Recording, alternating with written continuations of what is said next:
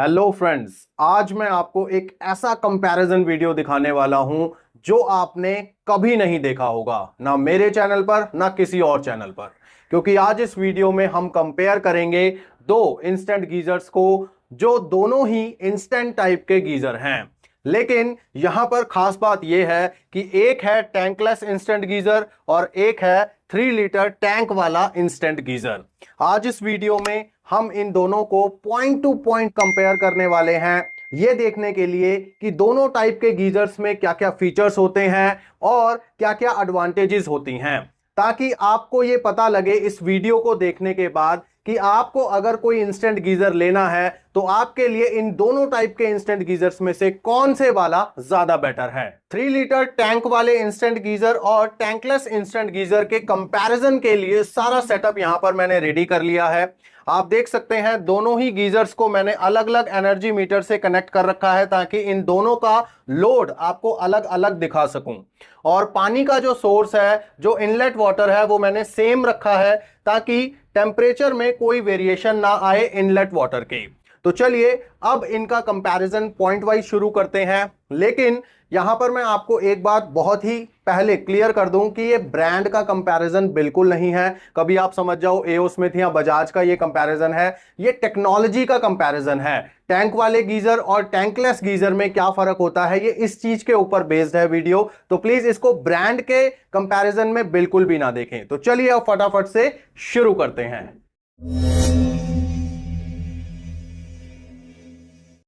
तो चलिए, सबसे पहला पॉइंट है लुक, डिजाइन और कितना कॉम्पैक्ट होता है कौन सा गीजर। तो जैसा कि आप देख पा रहे हो, जो टैंकलेस गीजर होता है उसके अंदर कोई टैंक नहीं होता, इसलिए वो काफी स्लिम होते हैं, लाइट वेट होते हैं और बहुत ही कम जगह में इजीली फिट हो जाते हैं।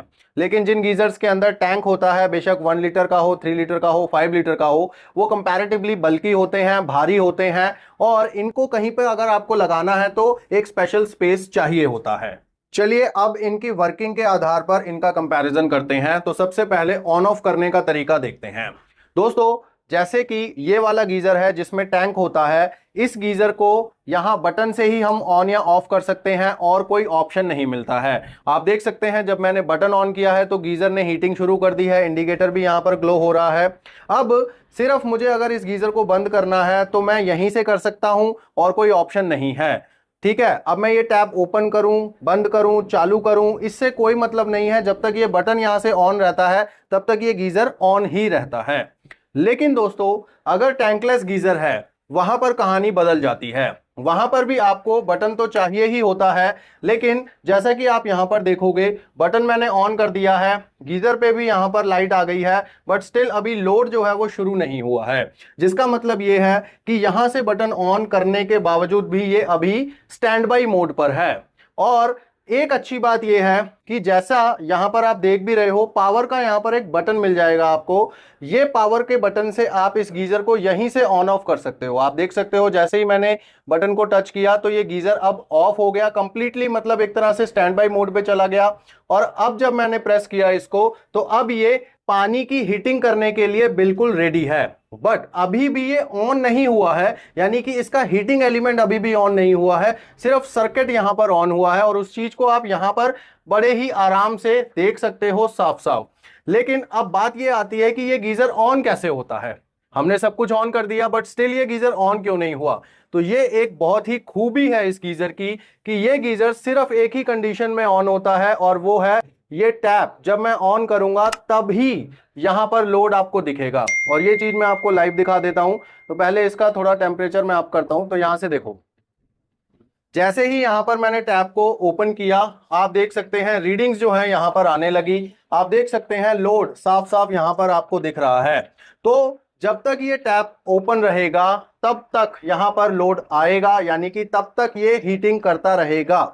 और जैसे ही मैं ये टैप बंद कर दूंगा और आप देखेंगे लोड यहां पर 0 हो जाएगा, यानी कि हीटिंग एलिमेंट बंद हो चुका है।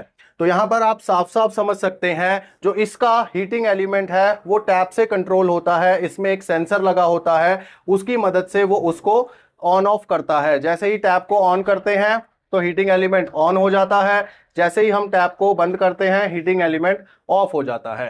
अच्छा, इस गीजर में आपको एक और बेनिफिट मिल जाता है। अब आप कहोगे कि सब कुछ टैप से ही ऑपरेट हो रहा है तो ये बटन किस काम का है? तो ये बटन भी बहुत काम का है और ये चीज मैं आपको अभी दिखाता हूं।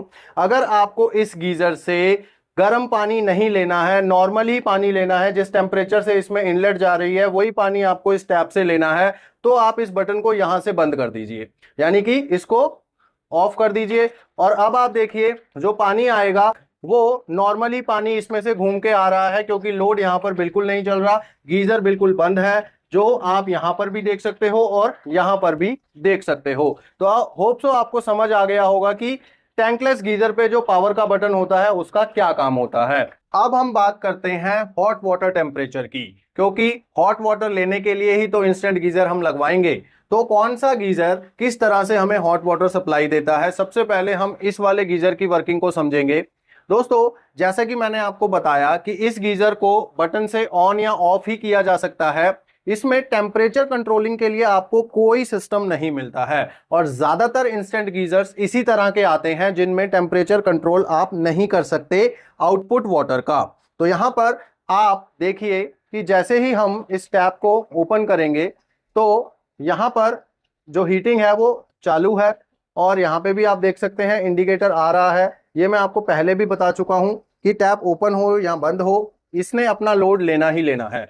तो यहां पर हम देखते हैं कि अभी जो पानी इसके अंदर से आ रहा है उसका टेम्परेचर क्या चल रहा है। तो जिस पानी को रनिंग में ये गर्म कर रहा है, तो आप देख सकते हैं ऑलमोस्ट 40 डिग्री के आसपास ये पानी यहाँ से हमें मिल रहा है। लेकिन इस गीजर से अगर हमें और ज़्यादा गर्म पानी चाहिए, या फिर हमें ये पानी का टेम्परेचर ऑलरेडी ज़्यादा लग रहा है, हमें कम करना है, तो हम क्या कर सकते हैं। तो आप देख सकते हैं पानी का जो टेम्परेचर है ऑलमोस्ट 43 डिग्री तक पहुंच गया है। तो इस गीजर से अगर आपको और ज़्यादा गर्म पानी चाहिए तो सिर्फ आप एक काम कर सकते हैं कि टैप का जो प्रेशर है वो थोड़ा कम कर सकते हैं। अगर आप इसका प्रेशर कम कर देंगे तो इसमें जो 3 लीटर पानी का टैंक है उसको गर्म होने के लिए ज्यादा समय मिल जाएगा और आपको तेज गर्म पानी मिलने लगेगा। और इस चीज को आप टेम्परेचर मीटर पर इजीली देख पाएंगे। जो टेम्परेचर अभी 43 डिग्री के आसपास था पानी का, वो अब आप देखिए यहाँ पर कितना जाएगा, क्योंकि और कोई तरीका इस टाइप के गीजर्स में आपको नहीं मिलेगा टेम्परेचर को वेरिएशन लाने का या उसको कम या ज्यादा करने का। और आप देख सकते हैं अभी 43 के आसपास पानी यहां से आ रहा था, जो अब 4-5 डिग्री ऊपर चला गया है। ये कंटिन्यू चलता रहेगा तो ऑलमोस्ट 50 डिग्री के आसपास पहुंच जाएगा। तो इसी तरह से जब आपको ज्यादा गर्म पानी चाहिए तो आप टैप को कम खोल सकते हैं। अगर आपको पानी का टेम्परेचर ज्यादा लग रहा है, थोड़ा ठंडा करना है, तो आप इस टैप को पूरा ओपन कर सकते हैं। और जब आप टैप को पूरा ओपन कर देंगे तो पानी का टेम्परेचर कम हो जाएगा। अब दोस्तों एक बात मैं यहां पर क्लियर कर दूं कि किसी किसी केस में ऐसा भी हो सकता है कि अब टैप पूरी मैंने यहां पर जैसे ओपन कर रखी है, अभी भी मुझे इस पानी का टेम्परेचर बहुत ज्यादा लग रहा है, तो मैं क्या करूं। अब मैं इस पानी के टेम्परेचर को और कम कैसे कर सकता हूं। तो इस तरह के जो गीजर होते हैं जिनमें टैंक होता है, उसमें आपको कोई फीचर ऑप्शन नहीं होता है सिवाय पावर ऑन ऑफ करने के।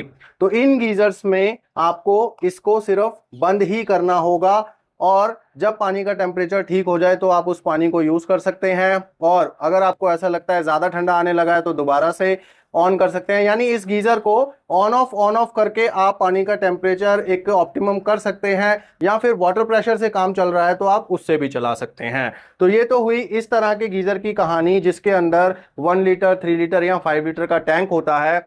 लेकिन अगर आपके पास कोई टैंकलेस गीजर है तो उसकी कहानी बिल्कुल डिफरेंट होती है। टैंकलेस गीजर में आपको टेम्परेचर कंट्रोलिंग के लिए ऑप्शन मिल जाएगा। चलिए इसको ऑन करता हूं और आपको दिखाता हूं। टैंकलेस गीजर में आप पानी का टेम्परेचर एक रेंज में सेट कर सकते हो, जैसे इस वाले में 30 से लेकर 50 तक आपको यहां पर रेंज मिल जाती है, 50 से ऊपर नहीं जाएगा। तो यहां पर चलिए मैं 40 डिग्री सेट कर लेता हूं और अब मैं यहां पर टैप ओपन करता हूं। तो टेम्परेचर जब मैंने 40 पर सेट कर दिया है, अब क्या यहां पर 40 से ही पानी आ रहा है? जी नहीं, अभी ये 40 तक इसको लेके जाएगा, क्योंकि इसमें ठंडा पानी आ रहा था। आप यहां पर देख सकते हैं धीरे धीरे पानी गर्म हो रहा है, और रियल टाइम में जो पानी आपको मिल रहा है उसका टेम्परेचर भी यहां पर सेंस होता रहता है। तो अब आप देखिए कि उसने कितनी तेजी से पानी को गर्म कर दिया और 40 डिग्री को मेंटेन कर लिया है। अब दोस्तों जब तक ये टैप ओपन रहेगा तब तक 40 डिग्री का जो टेम्परेचर है वो मेंटेन रहेगा। अब जबकि पानी का टेम्परेचर ये गीजर हमें खुद ही दिखा रहा है, तो हमें इसको मेजर करने की कोई जरूरत है ही नहीं। इस गीजर में एक और खास बात है, क्योंकि इस तरह के जो गीजर होते हैं वो कांस्टेंट एक ही टेम्परेचर पर पानी देने के लिए बनाए जाते हैं। तो यहाँ पर पानी का प्रेशर कम हो ज्यादा हो इससे कोई फर्क नहीं पड़ता, ये उस चीज को इलेक्ट्रॉनिकली एडजस्ट करता है, आपको एक ही टेम्परेचर पर लगातार पानी देता रहता है। ये इसकी बहुत बड़ी खूबी है।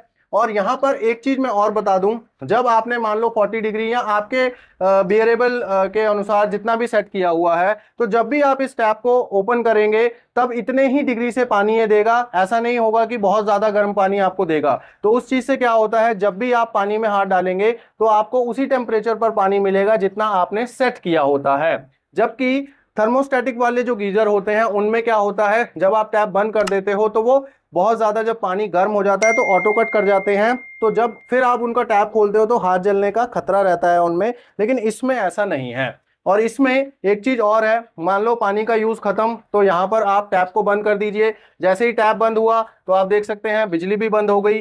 तो जब आपको पानी की जरूरत है तब आप टैप को ऑन कीजिए। तो यानी कि आप यहाँ पर साफ साफ समझ सकते हैं कि पानी की भी बचत होती है और बिजली की भी बचत होती है, और पानी भी आपको उसी टेम्परेचर पर लगातार मिलता है जितना आप सेट करके रखते हैं। तो ये इसकी एक बहुत बड़ी खासियत है।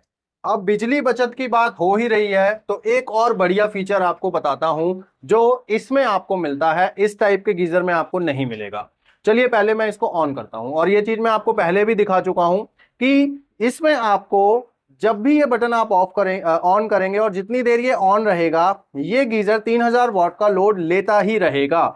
जब तक आप उसमें से पानी लेते रहेंगे तब तक ये 3000 वॉट पे चलता ही रहेगा। हाँ, आपने टैप बंद कर रखा है तो वो एक लिमिट पर जाकर कट ऑफ मार जाएगा, लेकिन अगर आप पानी रनिंग में लेते जा रहे हैं तो ये 3000 वॉट का लोड रनिंग में लेता ही रहेगा जब तक आप टैप को ऑन रखेंगे।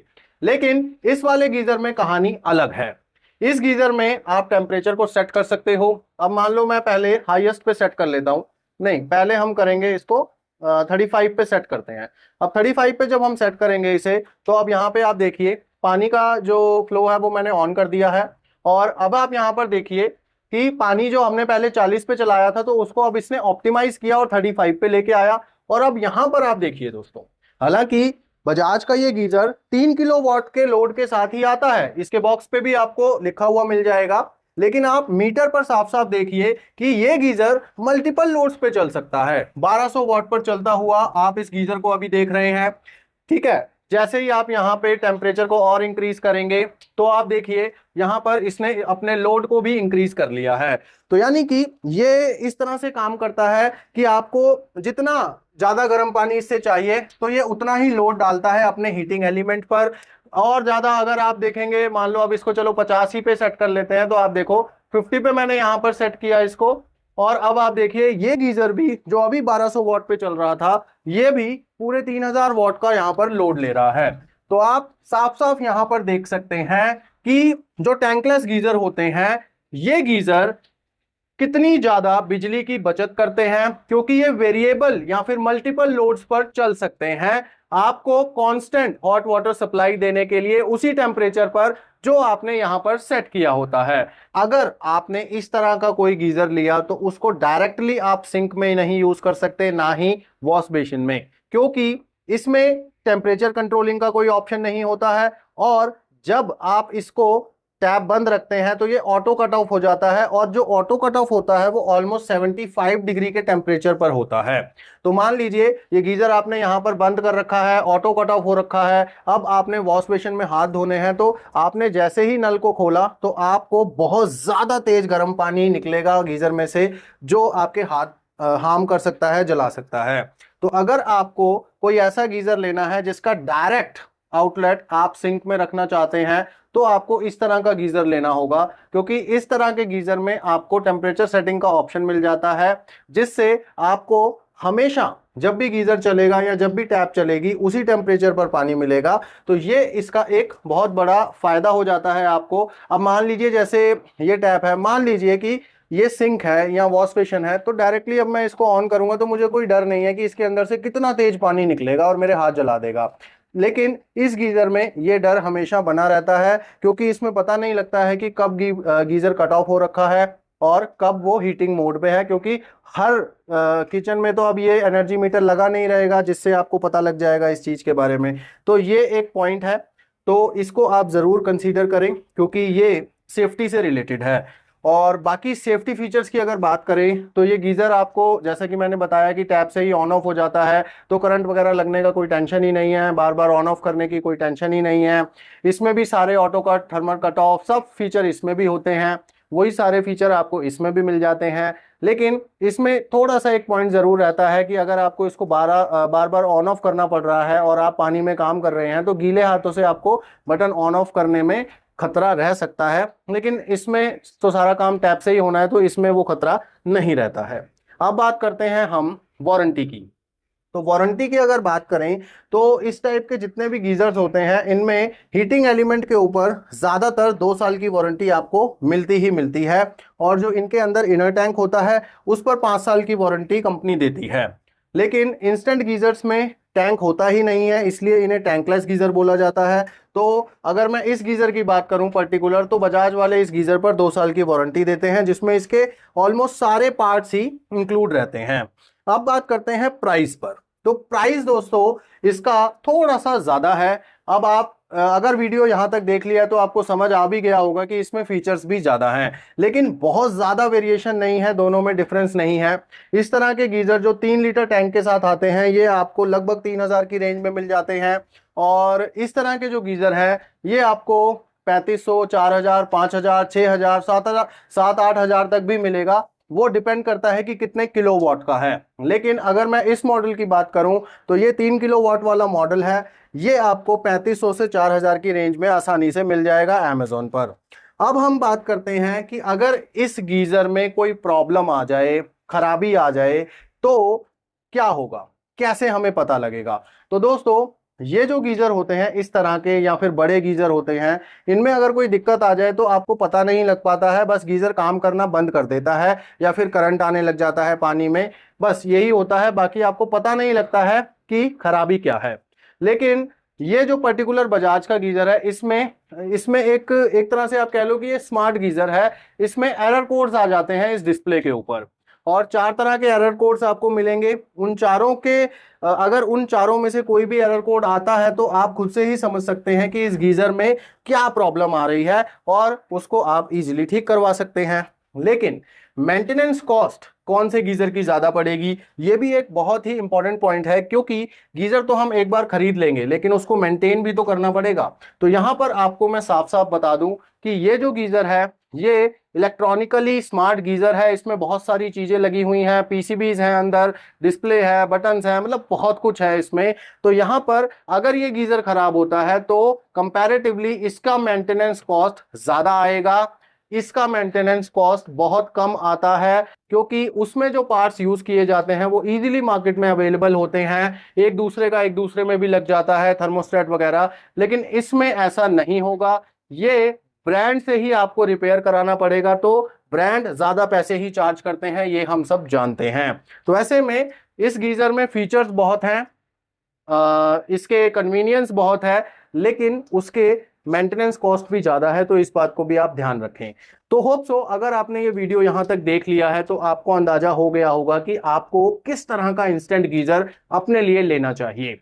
हालांकि दोनों ही तरह के इंस्टेंट गीजर्स मार्केट में अवेलेबल हैं और बहुत ही ज्यादा यूज किए जाते हैं। ज्यादातर लोग टैंक वाले गीजर ही प्रेफर करते हैं, लेकिन इंस्टेंट गीजर जो टैंकलेस हैं ये भी अब मार्केट में धीरे धीरे आने लगे हैं और लोग इन पर शिफ्ट होने लगे हैं। हालांकि थोड़े से महंगे हैं ये, लेकिन इतना भी डिफरेंस नहीं है, मैंने आपको प्राइस बता दिया है। इन दोनों के लिंक आपको वीडियो के डिस्क्रिप्शन में मैं डाल दूंगा, और जो बाकी अच्छे गीजर्स हैं उनके लिंक भी आपको वीडियो के डिस्क्रिप्शन में डाल दूंगा। उनके वीडियोस भी हमारे चैनल के ऊपर अवेलेबल हैं, वो भी आप देख सकते हो। इस तरह की वीडियोस आप देखिए, कितनी टेस्टिंग वगैरह हम करते हैं, कितने इंस्ट्रूमेंट्स यहाँ पर लगाते हैं। अगर आपको इस तरह की वीडियोस अच्छी लगती हैं तो आप हमारा चैनल सब्सक्राइब करके रखिए, क्योंकि हमारे चैनल के ऊपर इस तरह की वीडियोस की भरमार है और आगे भी आती रहेंगी, जो आपकी नॉलेज बढ़ाती रहेंगी। तो आप हमारा चैनल सब्सक्राइब करके रखिए, बेल आइकन प्रेस करके रखिए, ताकि जब भी वीडियो आए आपको नोटिफिकेशन मिल जाए। अब मिलेंगे नेक्स्ट वीडियो में, तब तक के लिए गॉड ब्लेस यू दोस्तों।